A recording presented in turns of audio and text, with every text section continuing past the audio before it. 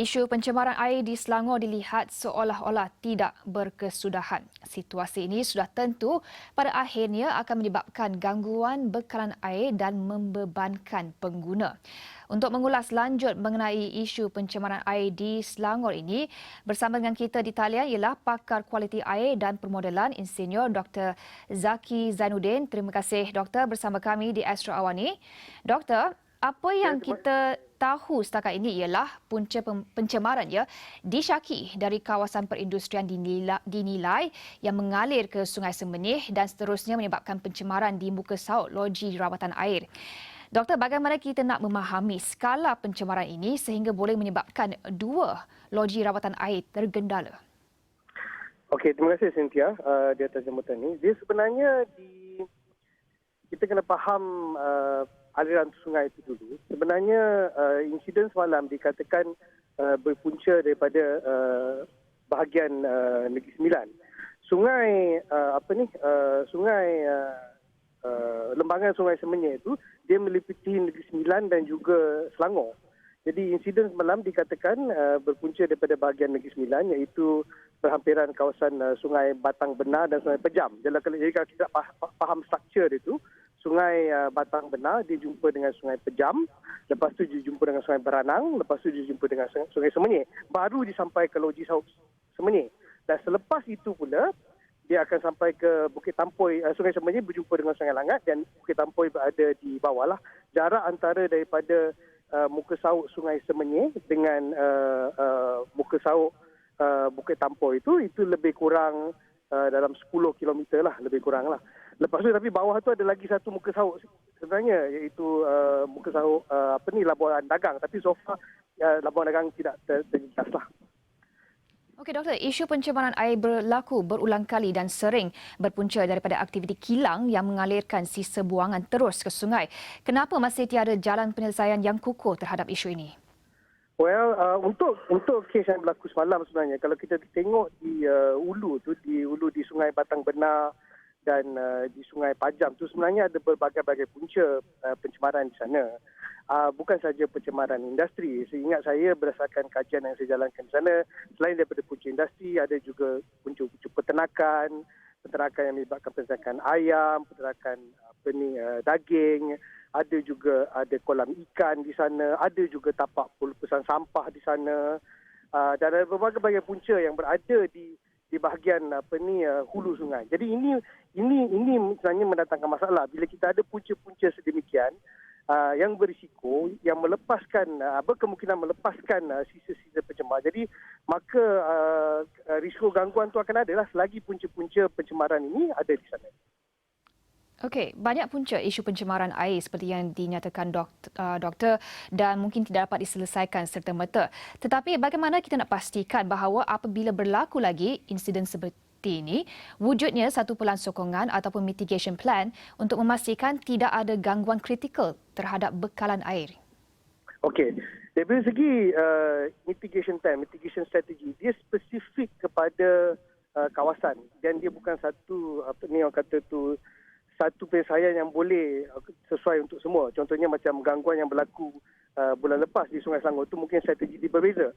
Tapi untuk gangguan yang berlaku kali ini di lembangan Sungai Semenyih, dulu sebenarnya ada cadangan untuk menggunakan air daripada Tasik Putrajaya, air Tasik Putrajaya itu bersih, untuk disalurkan terus ke loji Semenyih sebagai contingency, sebagai backup sekiranya berlaku pencemaran di Sungai Semenyih. Jadi itu salah satu cadangan yang telah diutarakan. Tapi harus saya tekan di sinilah.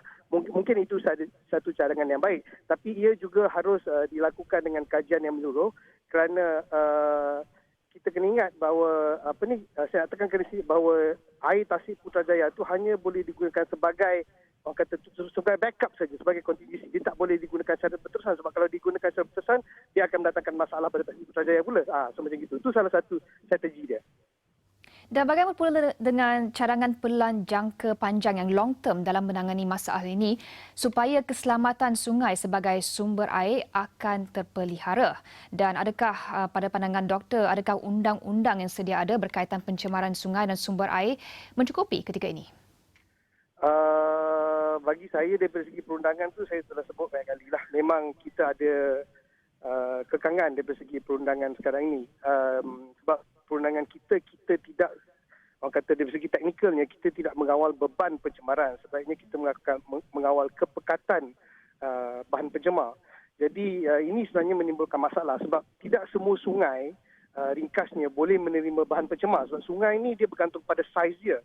Sungai yang lebih besar dia mungkin boleh menerima lebih bahan pencemar. Sungai yang lebih kecil dia tak boleh menerima bahan pencemar. Jadi ini konsep beban. Memang satu kekangan dalam perundangan kita sekarang lah. Daripada segi strategi jangka panjang, saya berpandangan bahawa kita tidak boleh elak daripada orang kata memastikan bahawa pembangunan yang berisiko tinggi dan pencemaran ini tidak seharusnya berada di hulu-hulu muka sauk.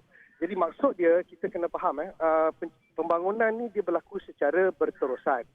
Jadi hatta hari ini memang ada jumlah pencemaran yang sedia ada, mungkin pada masa-masa akan datang akan ada lagi pencemaran yang akan datang. Jadi pencemaran yang akan datang ni kita kena kekang dulu sebelum kita nak cerita pasal nak membaik pulih. Jadi bagi saya itu perkara yang penting lah. Kita kena sedar hakikat itu dulu. Jadi mana-mana di pelan jangka panjang pula nanti untuk pencemaran yang sedia ada, kita kena mula phase out lah. Dia tak boleh berada lagi di kawasan hulu muka sauk. Okey, Doktor, dalam kita membincangkan water security, keselamatan sumber air, bagaimana kita boleh belajar dari negara lain contohnya yang menguruskan air dengan berkesan kerana pengurusan sumber air ini memerlukan kerjasama semua pihak? Oh, ini satu soalan yang bagus. Saya berpandangan macam inilah. Sebenarnya daripada segi teknologi yang digunakan di negara lain, negara lain pun menggunakan teknologi yang sama apa yang kita sebut sebagai teknologi konvensional. Tapi mereka mengawal pencemaran di dalam lembangan sungai mereka dengan lebih berkesan lagi sebenarnya. Jadi itu isu pertama. Isu pertama ini jumlah punca-punca pencemaran yang berada di dalam orang kata lembangan sungai itu harus dikawal. Apa yang kita sebut sebagai catchment protection. Ini kita melindungi kawasan tadahan air. Jadi itu merupakan satu perkara yang sangat penting lah. Jadi bagi saya salah satu langkah, sebab di negara kita ni ada banyak agensi yang terlibat dalam pengurusan sumber air. Sama ada agensi itu adalah agensi di peringkat persatuan ataupun agensi di peringkat negeri. Jadi usaha-usaha pemeliharaan dan pemuliharaan ini harus diselaraskan. Dan bagi saya telah sebut banyak kali perkara ini, kita harus wujudkan apa yang kita panggil sebagai sasaran kualiti air. Kita nak kualiti air sungai itu untuk apa kualiti air sungai dia. Sebab skala kualiti air sungai kita dia kelas 1 sampai kelas 5. Kelas 1 paling bersih, kelas 5 paling tercemar. Kita kena letak untuk jarakan sungai tertentu. Okey, sungai ini kita nak dia kelas 1. Sungai ini kita nak dia kelas 2. Sungai jarakan ini kita nak dia kelas 3. Kita jangan lebih daripada kelas 3. Jadi kita harus